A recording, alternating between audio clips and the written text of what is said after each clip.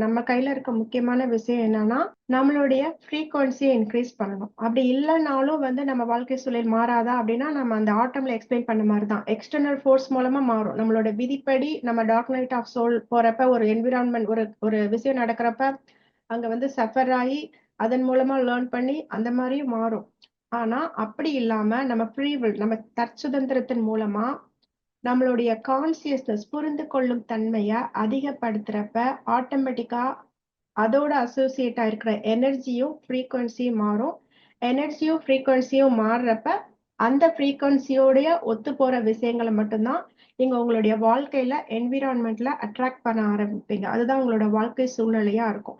அந்த மாரி உங்களோட சர்வைவல் மோட்ல இருந்து வெளிய ஓரளவு ஒரு நல்ல வாழ்க்கை சூழ்நிலையில நீங்க எக்ஸ்பீரியன்ஸ் பண்றப்ப, ஆட்டோமேட்டிக்கா என்ன ஆகும்னா, உங்களுடைய புரிதல் தன்மையும் மேம்படும். ஏன்னா, நீங்க சர்வைவல் மோட்ல இருக்கிறப்ப நம்மளால அந்த ஈகோவோட